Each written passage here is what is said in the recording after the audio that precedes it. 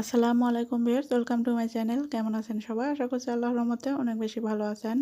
তো আজকে আমি আপনাদের সাথে শেয়ার করছি কাঁচা কলা দিয়ে মাছের রেসিপি। আশা করছি আজকের এই রেসিপি ভালো লাগবে।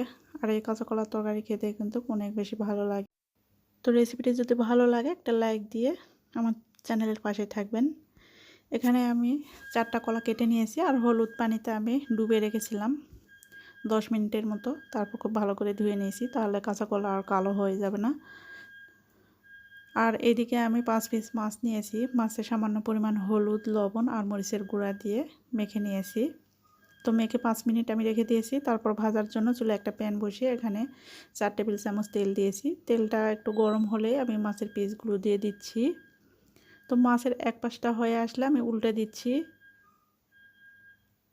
তো উল্টে পাল্টে মাছগুলো আমি ভেজে নেব একটু লাল লাল করে।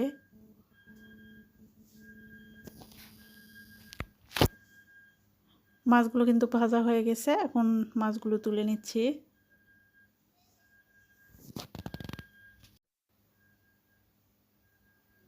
ওই প্যানের মধ্যে আমি দিয়ে দিচ্ছি হাফ কাপ পেঁয়াজ কুচি আর দিয়ে দেব 4-5টা কাঁচামরিচ ফালি করে নেওয়া। এখন এই পেঁয়াজটা একটু নেড়ে চেড়ে হালকা ব্রাউন কালার করে ভেজে নেব।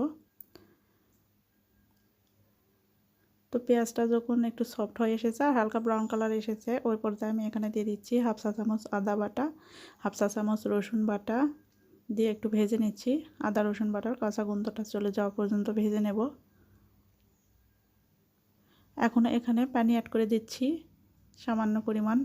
এখন মশলাগুলো দিয়ে দিচ্ছি। হাফ চা চামচ দিয়ে দিলাম জিরার গুঁড়া, হাফ চা চামচ হলুদ গুঁড়া, 1 চা চামচ লাল মরিচের গুঁড়া, স্বাদ অনুযায়ী লবণ দিয়ে দিলাম। এখন সব মশলাগুলো নেড়ে চেড়ে কষিয়ে নেব। তো নেড়ে চেড়ে নিয়ে আমি ঢাকনা দিয়ে ঢেকে 2-3 মিনিট মশলাটা কষিয়ে নেব। তো কিছুক্ষণ কষিয়ে নিয়েছি আমি ঢাকনাতে ঢেকে মশলাটা, তারপরে ঢাকনাটা তুলে নেড়ে চেড়ে নিচ্ছি। তো মশলা থেকে কিন্তু তেল ছেড়ে এসেছে। এ পর্যায়ে আমি কেটে রাখা কলাগুলো দিয়ে দিচ্ছি। কলাগুলো দিয়ে মশলার সঙ্গে একবার নেড়ে চেড়ে মিশিয়ে নেব। এখন ঢাকনা দিয়ে ঢেকে 4 থেকে 5 মিনিট রান্না করে নেব। তো 4 থেকে 5 মিনিট আমি কলাগুলো মশলার সঙ্গে কষিয়ে নিচ্ছি। তো 5 মিনিট পরে আমি ঢাকনাটা তুলে নিলাম। এখন এভাবে নেড়ে চেড়ে কলাটা আরও 2-1 মিনিট আমি মশলার সঙ্গে কষিয়ে নিচ্ছি। কলাটা একটু ভাজা ভাজার মতো হয়ে যাবে। দেখুন মশলা থেকে কিন্তু তেল ছেড়ে এসেছে। এখন এই পর্যায়ে আমি ঝোলের জন্য পানি দিয়ে দেব। এখানে 2 কাপ পরিমাণ পানি অ্যাড করে দিলাম। কলা সেদ্ধ হতে খুব বেশি সময় লাগে না। তো ঝোলের জন্য পানি দিয়ে আমি নেড়ে চেড়ে নিয়ে ভেজে রাখা মাছগুলো দিয়ে দিচ্ছি। তারপর ঢাকনা দিয়ে ঢেকে আমি 7 থেকে 8 মিনিট রান্না করে নেব মিডিয়াম আঁচে। তো 7 থেকে 8 মিনিট পর ঢাকনাটা তুলে নিলাম। আর এখন দিয়ে দিচ্ছি হাফ চা চামচ ভাজা জিরার গুঁড়া দিয়ে একবার ঝাঁকুনি দিয়ে নিচ্ছি হ্যান্ডেল ধরে। এখন ঢাকনা দিয়ে ঢেকে 2 থেকে 3 মিনিট রান্না করে নামিয়ে আমি গরম গরম পরিবেশন করে নিয়েছি কাঁচা কলার তরকারি। তো কাঁচা কলার তরকারি রান্না করতে কিন্তু খুব বেশি সময় লাগে না, আর এই কাঁচা কলার তরকারি খেতেও কিন্তু দারুণ লাগে। আপনাদের কাছে কেমন লেগেছে আজকের এই রেসিপি? আশা করছি ভালো লেগেছে।